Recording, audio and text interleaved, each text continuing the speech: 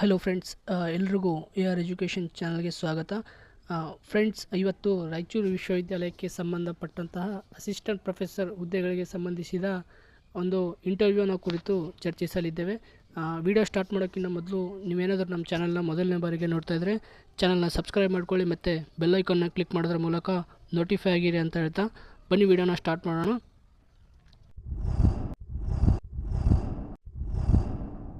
Friends ನೋಡಿ, 2024 November 24ರಂದು KE ಅವರು assistant professor ಹುದ್ದೆಗೆ ಸಂಬಂಧಪಟ್ಟಂತೆ ಅಂದರೆ ರಾಯಚೂರು ವಿಶ್ವವಿದ್ಯಾಲಯಕ್ಕೆ ಸಂಬಂಧಿಸಿದ ಅಸಿಸ್ಟೆಂಟ್ ಪ್ರೊಫೆಸರ್ ಹುದ್ದೆಗೆ ಎಕ್ಸಾಮನ್ನು ಕಂಡಕ್ಟ್ ಮಾಡಿದರು.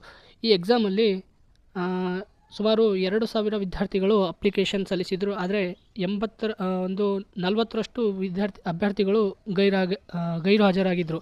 ಅಂದರೆ ಕೇವಲ 60% ಅಭ್ಯರ್ಥಿಗಳು ಮಾತ್ರ ಎಕ್ಸಾಮನ್ನು ಬರೆದಿದ್ದಾರೆ. ಇವಾಗ ಆಲ್ರೆಡಿ KE ಅವರು ರಿಸಲ್ಟನ್ನು ಕೂಡ ಅನೌನ್ಸ್ ಮಾಡಿದ್ದಾರೆ. ಈ ರಿಸಲ್ಟ್ ಪ್ರಕಾರ 1:3 ಅಥವಾ 1:5 ಎಕ್ಸಾಮನ್ನು ಕರೀತಾರಾ, 1:5 ಇಂಟರ್ವ್ಯೂನ ಕರೀತಾರಾ ಅಥವಾ 1:3 ಕರೀತಾರಾ ಅಂತ ಭಾಳಷ್ಟು ಗೊಂದಲ ಇದೆ. ಇಲ್ಲಿ ಒಂದನ್ನು ಕ್ಲಿಯರ್ ಮಾಡ್ತೀನಿ. ಅವರು ಯಾವುದೇ ರೀತಿಯಾಗಿ 1:3 ಆಗಲಿ ಅಥವಾ 1:5 ಆಗಲಿ ಇಂಟರ್ವ್ಯೂಗೆ ಕರಿತೀನಿ ಅಂತ ಯಾವುದೇ ನೋಟಿಫಿಕೇಷನಲ್ಲಿ ಮೆನ್ಷನ್ ಮಾಡಿಲ್ಲ ಫ್ರೆಂಡ್ಸ್ ಅವರು. ಅಂದರೆ 1:3ನೇ ಕರಿತೀವಿ, 1:5 ಕರಿತೀವಿ ಅಂತ. ಐ ಥಿಂಕ್ ನನಗನ್ಸಿರೋ ಮಟ್ಟಿಗೆ 1:5 ಕರಿಬೋದು ಅಂತ ಅನಿಸುತ್ತೆ. ಯಾಕಂದರೆ ಇಂಟರ್ವ್ಯೂವನ್ನು ಆಲ್ಮೋಸ್ಟ್ 1:5 ಕರೀತಾರೆ. ಈ ಇಂಟರ್ವ್ಯೂವನ್ನು KE ಅವರು ಕಂಡಕ್ಟ್ ಮಾಡೋದಿಲ್ಲ, ಇದು ಸ್ಪಷ್ಟವಾಗಿರಲಿ. KE ಅವರು ಯಾವುದೇ ರೀತಿಯಾಗಿ ಇದು ಇಂಟರ್ವ್ಯೂನ ಕಂಡಕ್ಟ್ ಮಾಡಲ್ಲ. ಈ ಇಂಟರ್ವ್ಯೂನ ಕಂಡಕ್ಟ್ ಮಾಡೋರು ಖುದ್ದಾಗಿ ರಾಯಚೂರು ಯೂನಿವರ್ಸಿಟಿಯವರೇ ಆಗಿರ್ತಾರೆ.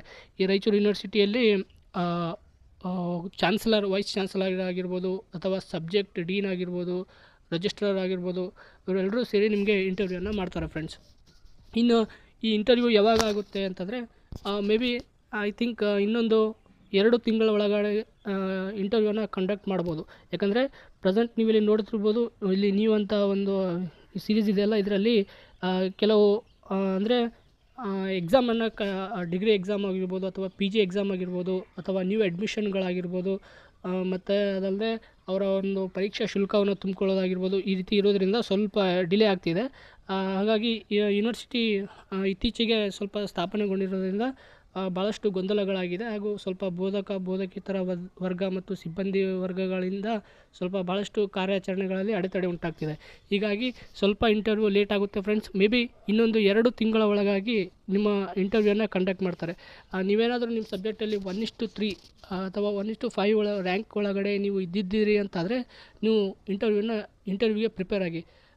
ಯಾಕಂದರೆ ನೀವು ಅದರಲ್ಲಿ ಏನಾದರೂ PhD ಮತ್ತು ಟೀಚಿಂಗ್ ಎಕ್ಸ್ಪೀರಿಯನ್ಸ್ ಏನಾದರೂ ನಿಮಗೆ ಇತ್ತು ಅಂತಾದರೆ ನಿಮಗೆ ಈ ಜಾಬ್ ಸಿಗುವ 90% ಚಾನ್ಸ್ ಇದೆ ಫ್ರೆಂಡ್ಸ್. ಯಾಕಂದರೆ PhDಗೆ ಮತ್ತು ಮತ್ತು ಟೀಚಿಂಗ್ ಎಕ್ಸ್ಪೀರಿಯನ್ಸ್ಗೆ ಜಾಸ್ತಿ ಅಂದರೆ ಎಕ್ಸ್ಪೀರಿಯನ್ಸಿಗೆ ಅವರು ಜಾಸ್ತಿ ಒಲವು ಕೊಡ್ತಾರೆ ಫ್ರೆಂಡ್ಸ್. ಅಂದರೆ ಅವರಿಗೆ ಚಾಯ್ಸ್ ಮಾಡ್ಕೋತೀವಿ ಅಂತ ಆಲ್ರೆಡಿ ಕ್ಲಿಯರಾಗಿ ಮೆನ್ಷನ್ ಮಾಡಿದ್ದಾರೆ. ಅದರಲ್ಲಿ ಅವರಿಗೆ ಇಂಟರ್ವ್ಯೂವಲ್ಲಿ ಅಷ್ಟು ಮಾರ್ಕ್ಸ್ ಸಿಗುತ್ತೆ.